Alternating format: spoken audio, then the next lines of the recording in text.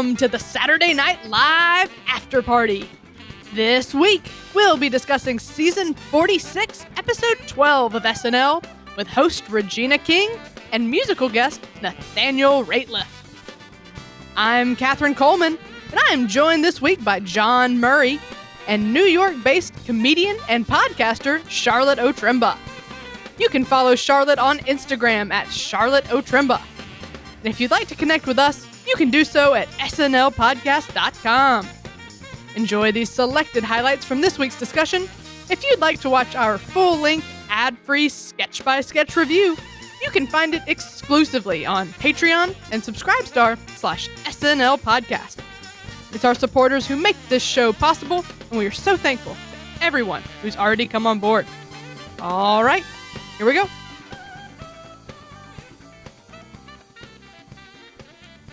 Hello, everyone, and welcome to the show. Charlotte, how are you doing? Oh, thank you. I'm so happy to be here. Happy Valentine's Day. Yeah, happy Valentine's Day. It's a great time. I'm excited to discuss this episode with you. So and excited. Yeah, for all of our listeners, Charlotte is a friend of mine I met through a writing group I'm in. She's super talented. She studied sketch at UCB and the Groundlings, performed at UCB in the Pit, and even some places in South Florida somehow. Don't know the story there, but Charlotte's here. And so, Charlotte, can you tell us what your SNL cred is and what gives you the authority to critique it? Wow, I think definitely my authority comes from watching the box sets back when we had box DVD sets of Best of Will Ferrell and Best of Chris Farley.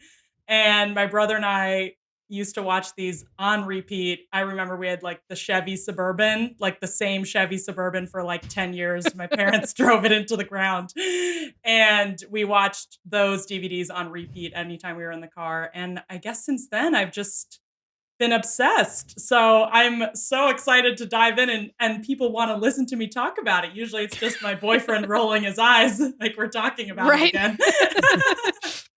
Yep, we can take a deep dive. Yeah. Yeah. Awesome. We always love to have people on that, love the show as much as we do. So I'm really excited to hear your thoughts. All right. Well, let's thank our patrons then. Patron thanks. I'd like to give a shout out to Josiah from Atlanta, Georgia, as well as Brian from Chicago, who wanted to let us know that our podcast needs more cowbell. And if Bruce Dickinson wants more cowbell, we should probably give him more cowbell. Say, baby. So, any feedback we get from patrons, we're going to take to heart, whether it's ridiculous or legitimate. Guess what? I got a fever. And the only prescription is more cowbell. So we appreciate that feedback, Brian. And if anyone else, yes, definitely. That we'll work that into our next production meeting.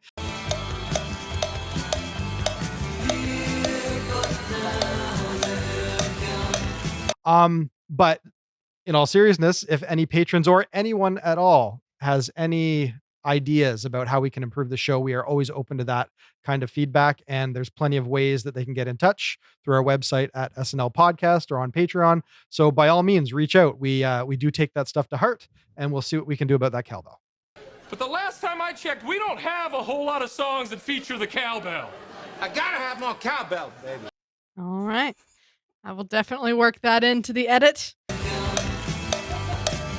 Come on, Jim! Come on! All right. Well, let's talk about the Regina King episode. A dating game show welcomes Kendra Sutter, whose type is cringy white men. Oh, I'm a puddle right now. You are? Okay, so I'm a desert. DJ Sniz hated it so much, she just melted like a witch from us. So, Charlotte, did you like this one? I liked the game. Like, I love that as an idea for a sketch. And I was excited about it. I think what happened for me is it was really funny and great, but I feel like they were almost trying to do too much. There was the interaction between the host and the DJ, and then there was each of the contestants, and then there was the Regina King character herself. So they were all sort of the off, and there was not really a straight man really, or it didn't seem grounded, I guess. Or I'd be curious to hear what you two think.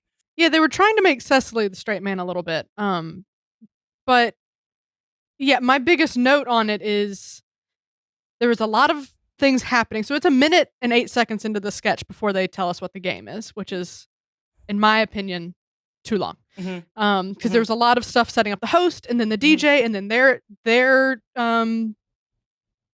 what their connection is. And then I agree about the straight man. Like Cecily and the DJ worked for that, and I see what they were doing there. But I wish that one of the men had been normal, so he could. So like it would have been like, and here's Fred, and Fred should be like the clear front runner. A lot like the Irish dating show when Bill Hader posted. A classic. We had like Kate who was crazy, and then I think Cecily was crazy, and then 80 was like the one who was not his cousin in that one, and she should have won, but no one was paying attention to her. So I think if this game show had a dynamic similar to that, it would have just worked a little better. And then we could have had some fun lines too with Cecily and like the guy that should clearly win, and like maybe they run off together. Like I think there would have been some fun moves to make with that. But what worked was Regina's back and forth with Cecily. I was having a lot of fun with. So there was definitely a lot of stuff to win here. But yeah, just a few things that I think could have cleared it up. John, what are your thoughts? I like the observation of the couple that you just can't figure out how person A ends up with person B. Like what could they possibly be getting from each other in this situation? And I liked Regina King's performance. Like I liked that she genuinely understood that character and she played it beautifully. So this said a lot about what she can bring to SNL. And I was really, really impressed by that. But otherwise, that observation is fun. And these guys were sufficiently creepy characters for that back and forth to be amusing. But like you guys touched on, there was a lot of other stuff that kind of got in the way, like the host. And I think, Catherine, your point is excellent, that there was nothing to turn it on its head. There was nothing to really cast a light on it. There was no peanut gallery other than the DJ who just explodes inexplicably halfway through, basically saying there's something wrong about this scenario. And you do kind of need that foil to the scene. So this was something that I think needed a solid second draft because they had a kernel of something great. And it turns out it was a perfect vehicle for Regina King, but with a bit more time in the writing, they could have, like you said, explored some better avenues with it. Yeah, that's a great point, and definitely something to highlight is Regina King owned this role. And I thought, in addition to a very competent monologue, she came into this sketch and I was really blown away. I was like, oh, she's a natural. She's not relying on the cue cards too much or anything. She's really owning this role, and I was excited to see what else she could do throughout the episode. So it worked there, and sometimes that's the most important thing. I got a fever, and the only prescription is more cowbell. All right, well, let's keep going. The hostage negotiator accidentally eats weed gummies, has a very bad trip. John, how'd you feel about it? Okay, so can someone give me a little context? Do these gummies exist? Yes. Anyone know? Gummies. Yeah, they do? Yeah. Oh, but he said wee gummy. He didn't say weed gummies, did he? No, they're weed gummies. They have cannabis in them? Yeah. Weed gummies. Okay, that makes so much more sense. I thought maybe this was some new designer drug and this is a New York thing, and it went over my head because I thought he was saying wee gummies. So I was that was lost on me. Okay. But that aside, like that really wasn't a hang up for me. I accepted right from the get-go. Okay, maybe I don't understand exactly what the drug is that she took, but this fever dream hallucinogenic psychedelic haze that she goes through is a lot of fun. So I mean, there were lots of little beats that were particularly enjoyable. I thought Marge Simpson was, straight out of my nightmares. But overall, I like this. And I like the fact that her trip ends up winning the day. And I like that, it cuts back to reality really starkly and she's sleeping on the top of the cop car. So I think as a story and as a trip and just as a visual overload experience, this was a fun ride. Yeah, this is definitely from the minds of Stephen Castillo and Dan Licata. It has their calling card in it. It's just wacky enough. I think this is such a great idea, because you can start thinking of like the kernel where this, like, what are really inopportune times to be high accidentally? Your dad's funeral, a wedding, stuff like that. But like, what's the most heightened place to start is like, you're in charge of a hostage negotiation. Like, what great stakes for a sketch. Like, that is amazing. And then, it went into it, and I don't smoke weed or eat weed gummies because every time I do, it's an experience like this and I don't like it. So it spoke to me like when he said, "You'll be high forever." Like, just great stuff. And then, when the sun started talking about the moon, it just heightened and just got crazier and crazier. And just talk about a sketch fully reaching crazy town. Like, this did it. And, now she's talking to herself behind Bowen. I thought they found amazing places to go with this, and it was just knocked it out of the park. I thought this was really, really good. Charlotte, how'd you feel about it? This was by far my favorite sketch of the night. I died laughing at every single part, both times I watched it. Like almost tears coming out of my eyes. Oh my God. I think also just the editing made this so, oh my God, just the like boom, boom, quick cuts, and then the sound effect. And so you're in this world, right? I mean, they totally created the world of like this intense, cop detective show, and Regina King set up perfectly to play this. And I agree. I think I love sketches where the heightening can go right up to bonkers town, and this like totally went there, and they did not hold back. And oh my gosh, I cracked up. So let's keep going. Valentine's Day is tomorrow, and this year couples are having to get creative with plans. Here with her tips is relationships expert and author of the book If You're Single, You're Doing It Wrong, Mackenzie Taylor-Joy. We get Lauren Holt's first update appearance, and we love to see that from a featured player. Charlotte, did you enjoy this? I thought she had great presence, and I thought she came on really strong and looked the part of a dating expert, and I thought that was really fun. I'm gonna say something maybe controversial, maybe I'm just too sensitive, but I felt really sad for this character when she got broken up with. She acted it almost too well, where then I just felt sad, and and I love her as a character, and I loved this game of like she gets broken up with and how does she recover. I think maybe it went too quickly into the breakup. We didn't get a sense of this character.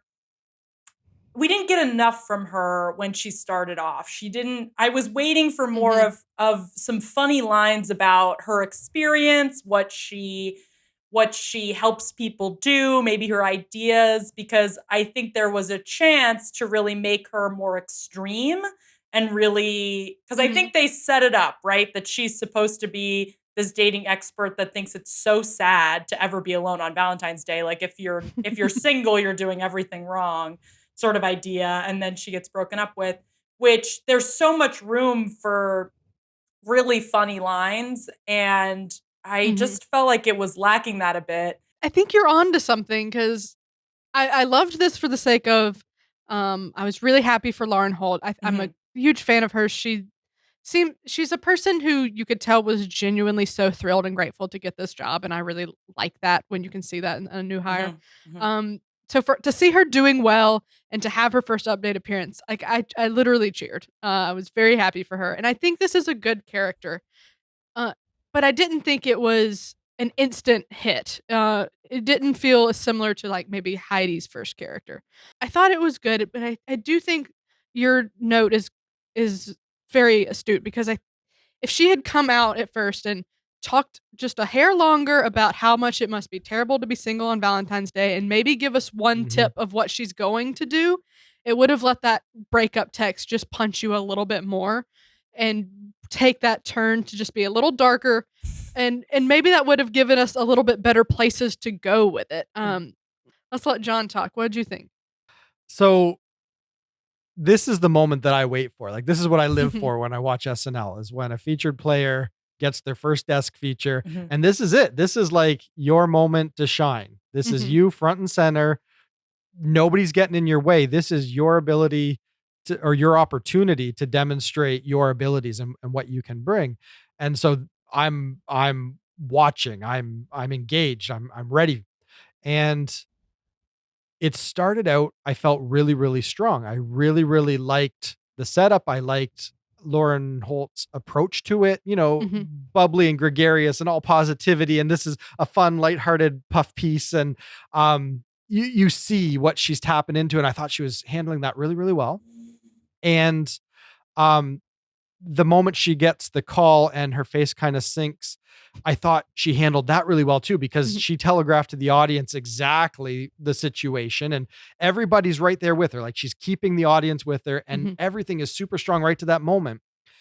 And that's when I feel like there was maybe a creative decision or a performance decision that made this less than it could have been. She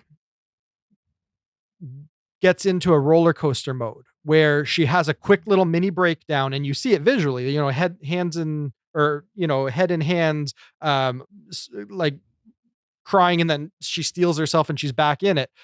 That roller coaster, I don't think was the right call. I think what had to happen to make this truly brilliant and really show the depths of what she can pull out of a performance was she had to take that and eat it and try her best to stay in it and muster up the will to say the gregarious, bubbly, lighthearted things that she no longer believes in her heart because she just had it rend in two. But she has to, with every fiber in her being, try and get through this performance and not let on that she's devastated. And that could have been like truly brilliant.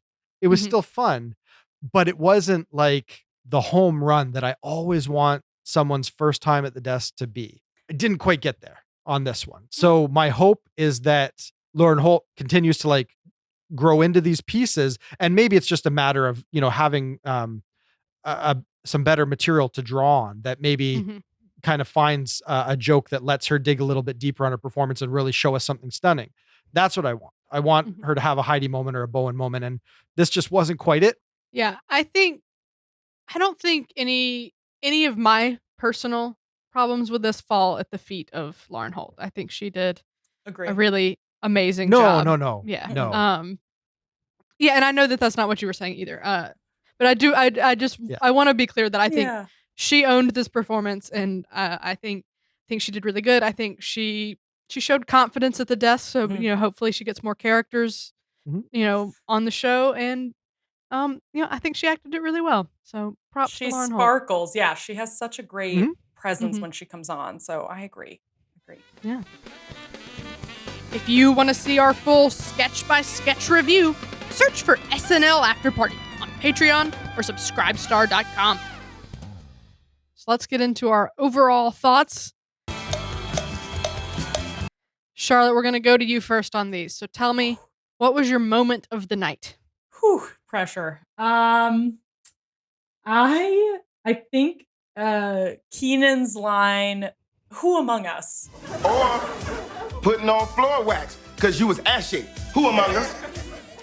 Was probably my moment of the night. That just felt like it's what we all were thinking. It's sort of a callback to, like, I don't know, older movies maybe. And the way he delivered it just felt like that came from him personally. Like, he kind of almost broke character a bit. You could almost sort of see him kind of laughing right before he said it. That was my moment of the night, I would say. Yeah, that's a good one. Keenan always has fantastic delivery. Hmm. My moment's going to go to Beck's fisheye lens butt, because I thought that was a great move and also just hilarious to look at. I thought that was the standout of the Peloton sketch. John, what's your moment? Also from the Peloton sketch, I loved when they pipe in the Curb Your Enthusiasm music to just totally deflate them. It's so insulting, and it's become kind of a meme that anytime someone does something sort of derpy, you just layer in that music, and it just underscores the stupidity of what you're looking at. Right. And it was just the right musical cue to really work in that sketch. And it just that was the first belly laugh of the show for me. Was oh yeah, they got me on that one. That is so pitch perfect. So yeah, that I thought was the first great moment of the show. All right. Let's talk about best sketch. Charlotte? Negotiator. That was my favorite. I thought that was the best sketch. So tight, so up to a 10, like heightened to a 10. I love when sketches can go so far. And I guess, eating a bag of weed, not gummies, gets you there. So that was, in my opinion, the best sketch.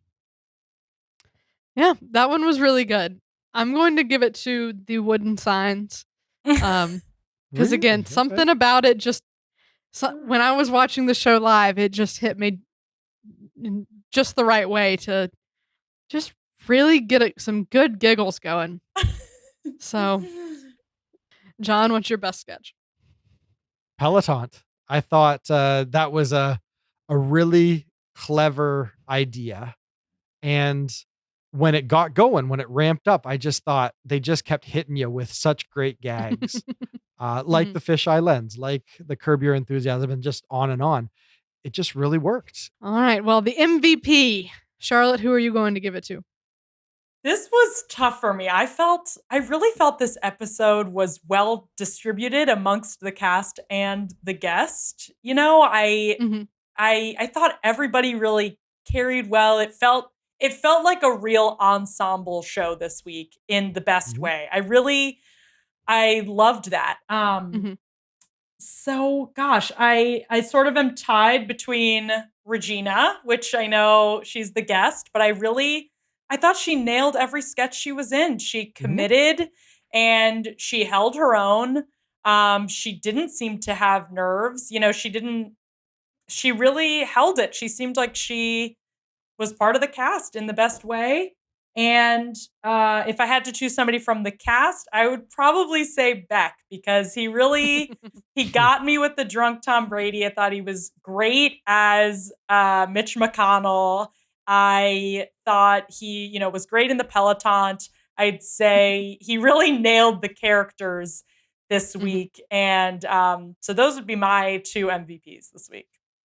All right.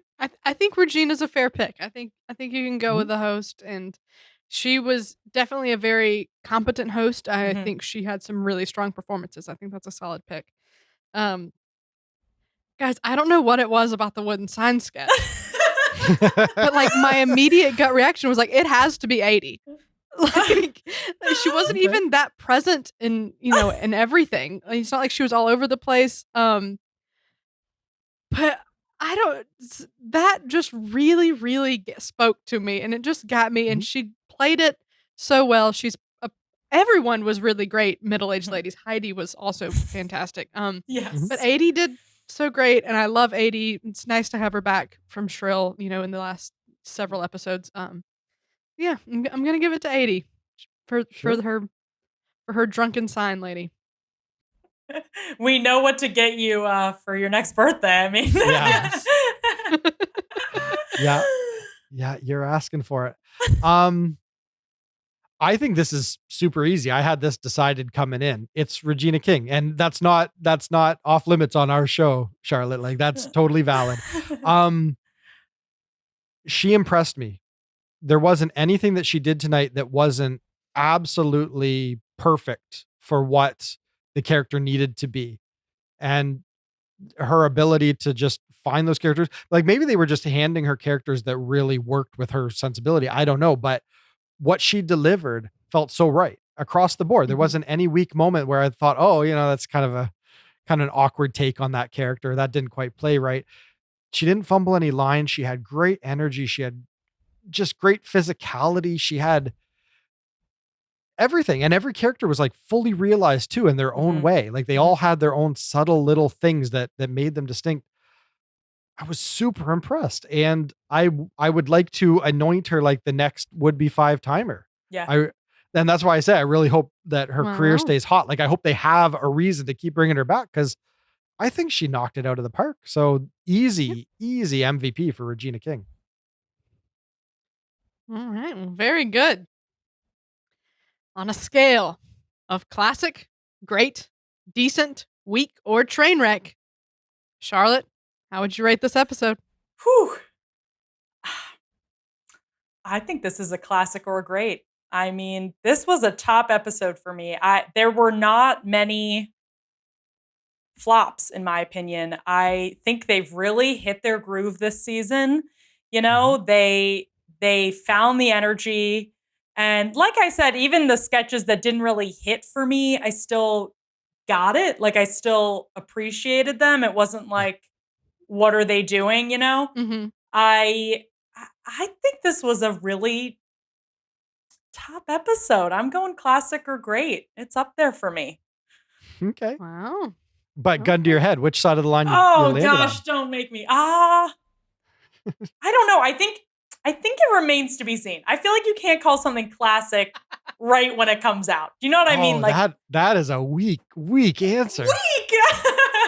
You're here Okay, to okay. give commentary on SNL. Okay, I'm giving it classic then. I think it's Okay. classic Wow. because That's a bold move. it's bold, but because I agree with you, John. I think Regina King is setting herself up to be a That's true. recurring host. I really do. Yeah. I think she's going to be like an Adam Driver who every time he Sure. comes back nails it. And Eddie Murphy, who she even, mentioned in her monologue. I think it's up there. I'm going to give Okay. a classic, gun to my head. Very Since you good. made me. No, I respect you just going out on a limb and going with your gut and sticking to your opinion. That's awesome. Okay. Is it my turn, Wow. Catherine? Yeah, go ahead. Okay.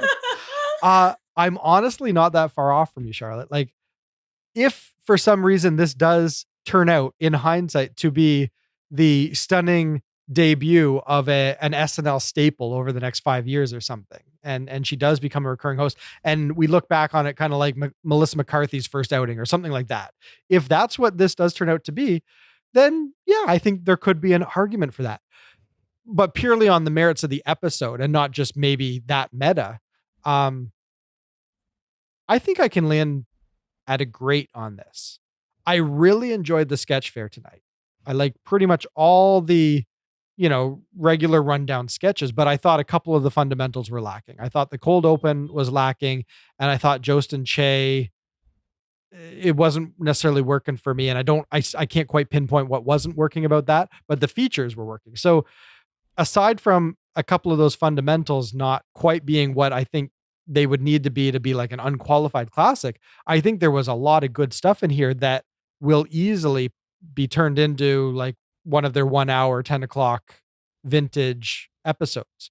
So I think that's good enough to offer it a solid grade. Now I feel bad. No. Speak your truth. Speak your truth. I thought this was very firmly a decent. I Okay. have a hard time. I'm tempted to be like, okay, fine, it's a great, but No. that's because I'm a people pleaser. There were only really 2, maybe 3 sketches that I really liked. And then there were several that I thought had a lot of potential that didn't get met. Didn't love the cold open week update. So yeah, I mean, I thought it's definitely not weak or train wreck. There's some good stuff here. But yeah, I just not a very consistent episode for me personally. So Okay. No, that's fair. As I'm going back through the rundown, I'm thinking about like the dating game show, and I was thinking, yeah, that one had potential but needed a rewrite, and the Signs one that you thought was tops. I thought that could have used a little bit of punching up as well. So I wouldn't suggest that there isn't room for improvement. But the sketch fair tonight, maybe it was just the subject matter. There was a lot of lighthearted stuff that wasn't super duper political or timely, or the stuff that was timely was about Gorilla Glue, which I'm all in on that. So maybe it was just that the tone of the show and the playfulness of the sketch fair and the goofiness of the sketch fair was what I was hankering. Like, it's just what I wanted to see. And so maybe I'm bumping it up a grade because on its technical merits, you're right, Catherine. There's definitely some weak patches here. I just had a lot of fun with it. I think that's why it got over the line into great for me. Fair enough. Hey, comedy's subjective. We're all going to have different takes on it. That's the beauty, right? Very true. All right. Well, an episode with, if nothing else, a few good sketches and a very competent host that we would all love to see back. I thought she did a fantastic job. Definitely excited for Regina King, and I'm interested to check out more of her work too. So for sure. Well, Charlotte, thank you so much for being here. Gosh, you guys, this was a blast. Fun. It was a blast. This was so much fun. Thanks for having me on. I just loved talking about each. So great to have a deep dive with people who want to listen. So. It's good to nerd out. We don't always have like an SNL buddy that you can go and bat these things around with. So that's our podcast serves a very important role in the New York comedy community. Love it. Yeah. So Charlotte, if people want to hear more of you and your fun personality and jokes, we can listen to the Charlotte O'Trimba Show, right? Can you tell us a little bit about that and where to find it? Correct. The Charlotte O'Trimba Show is a podcast found wherever you listen to podcasts, and on YouTube, so you can watch the video version.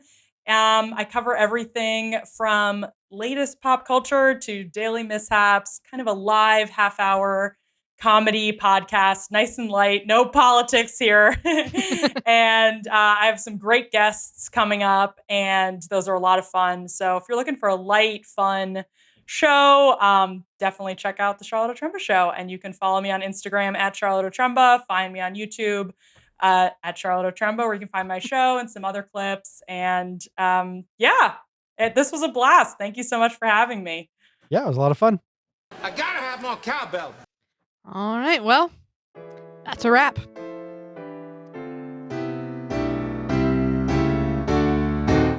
Thanks to Charlotte O'Trimba and John Murray.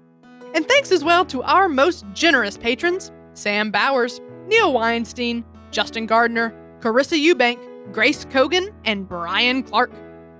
If you're enjoying our show, please subscribe on YouTube or wherever better podcasts can be found.